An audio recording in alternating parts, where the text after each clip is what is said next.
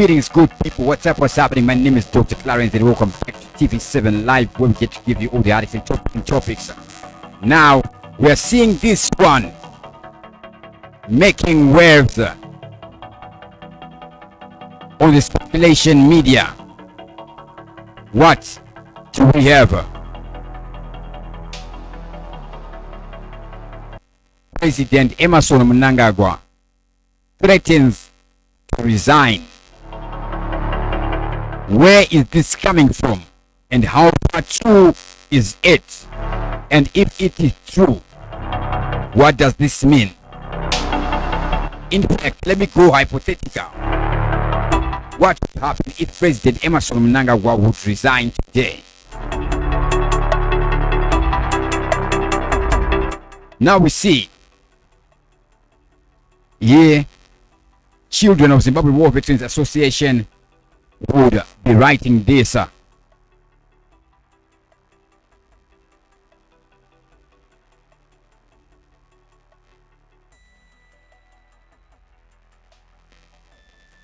will be writing this on the X.com. Then we see responses from Zimbabwe. Apart from here, where else do we find this information being spread? Now there's a lot that is happening behind the scenes. They would write, breaking news: President ED threatens to resign last Sunday amid massive 2030 resistance as divisions in the party and party system reaches an alarming level. He said he fears 2017 repeat after serious fallout with war veterans due to his failure to combat corruption, among others. So there is a mention of war veterans there. Then there is fears of what happened in the year 2017. Now, how likely is this to happen? Now, with respect to everybody who's watching us live right now, who's watching us live, you can write comments in the top chat, in the super chat. That's how I can get to see your name, so I can give you my shout out. What would this mean? So far, we saw ED persona address them, acknowledging the security forces of this nation as the vanguards of the nation, and also our territorial integrity. In practice, there is not deep technical stuff, but basically what that means, the duty to uphold the constitution, it doesn't mean to follow it. It means to enforce it, not to follow it. It doesn't necessarily mean do not follow it, but it is centered around enforcing it. The enforcer of the constitution, who is it? Various arms of the institution we call the state. The three pillars of the state: the judicial, the legislative, and the executive. What about the military? Yes, it is a factor, even though it is not openly admitted. In Zimbabwe, we have the Ministry of Defense. Now, Timbazi Chiwaka Chinyama says 2030 anenge asipo.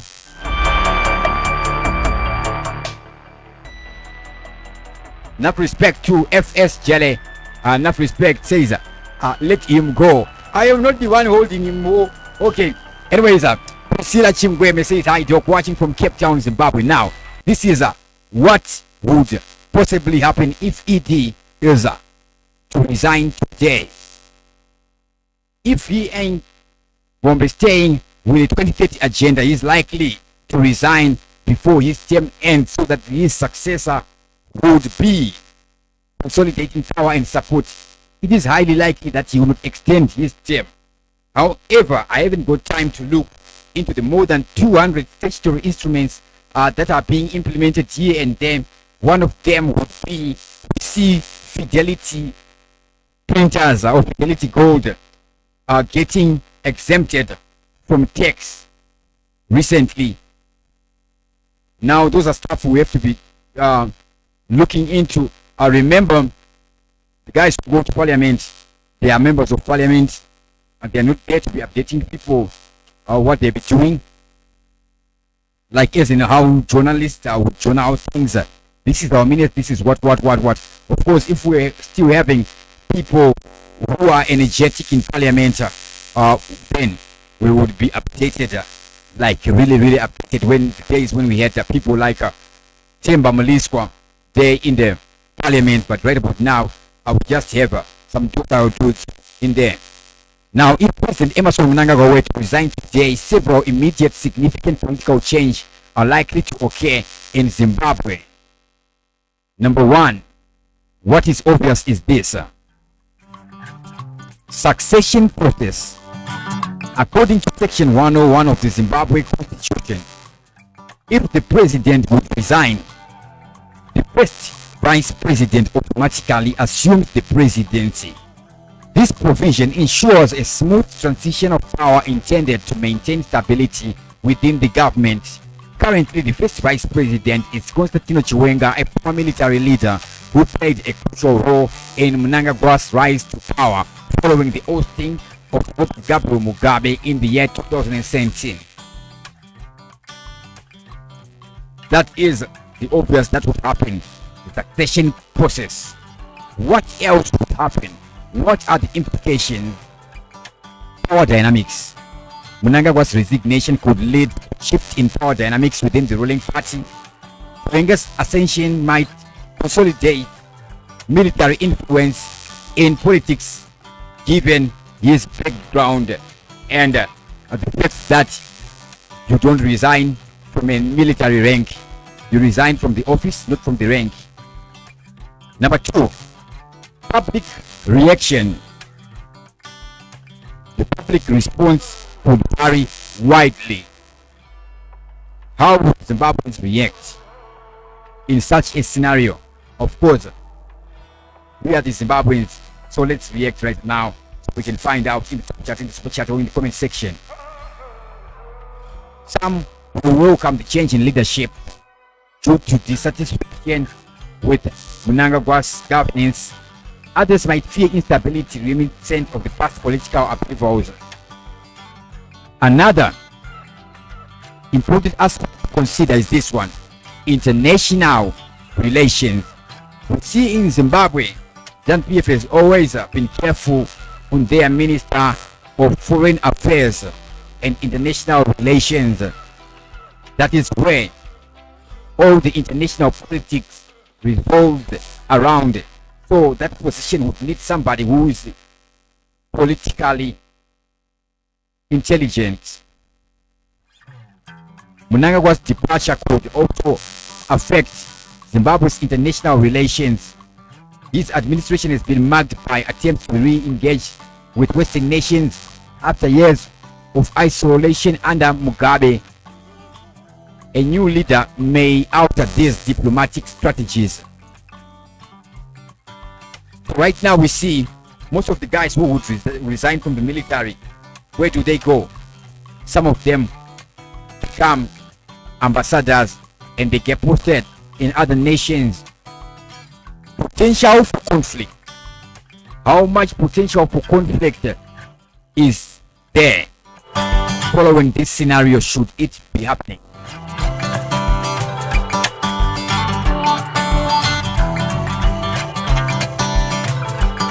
Now respect to Timbers Chenyama says, guys, don't forget to put the like.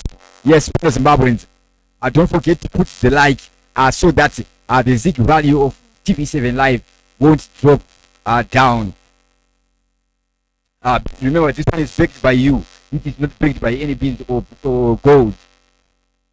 Pick up to Joseph. Enough respect. Your comment, I will not read it. I'm broadcasting from Zimbabwe. Okay. You can't write a comment like that. I have a new cheat. So sorry. All right, let me just continue. Enough respect there. I just did read it. I don't know what I'm doing. Now we need a young leader like Ibrahim Traore of Burkina Faso watching from Zimbabwe. Bokwe Nembudzia. How is it Numbudzia. Don't I believe go Kundi, go in that area there. I don't respect our timber there. Everson Simende, say, and the Apachami Remiwe, my way. Apachami Remiwe, Naika, and that I mean, some way, Vanessa Sidao, assassination Taku racism. Apachami Remiwe, Kapati, pick up to Priscilla Chingweme, Ansangara, they watching us live, and also Cholo Ko Sikazi says nga ende ani nga sipo akumana okushaya kana wana no support akumana msataro akumana nakapita petiti ya akumana maloni nyamondoro zili say enough respect.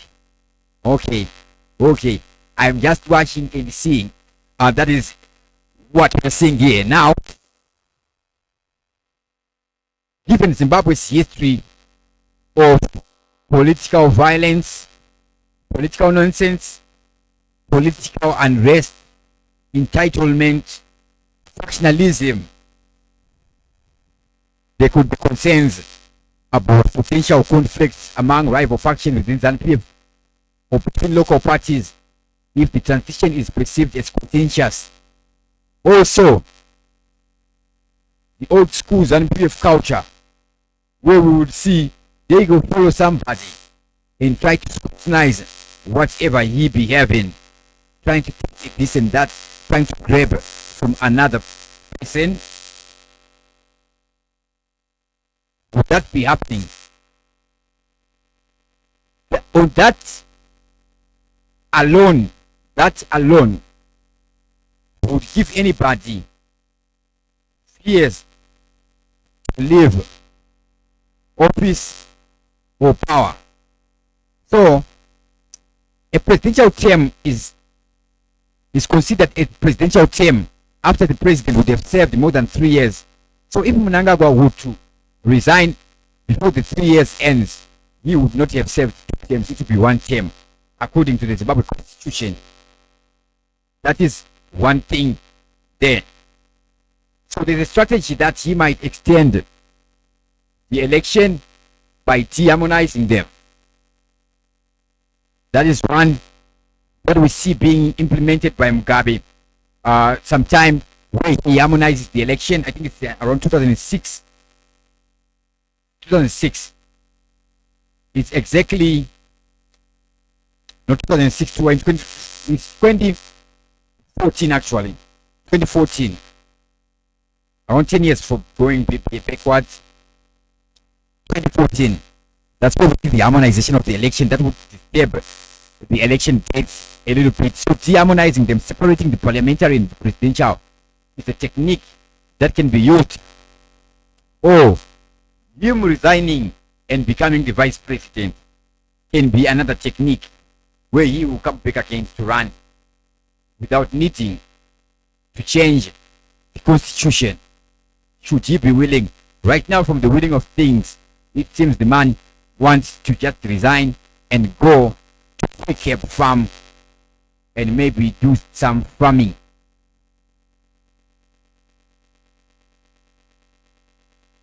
So those are the possibilities that could happen. And obviously, it is a Chiwenga who would automatically take over because he's the first vice president. That is according to the constitution of Zimbabwe.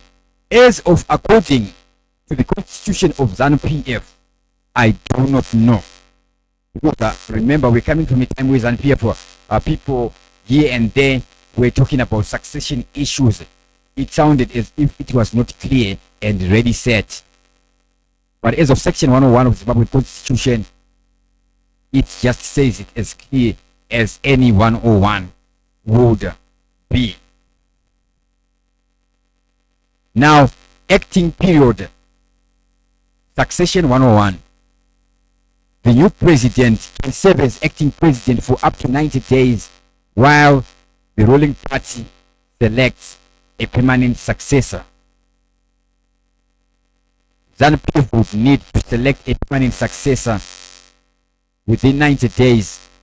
So, the first succession would be temporary. So this time, who will be in power? Will it be the Speaker of Parliament?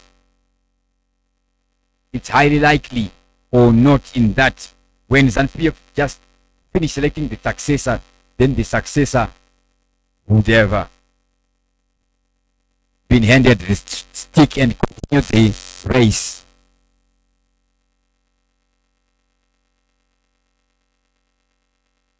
So the issue of successor would come in no matter what.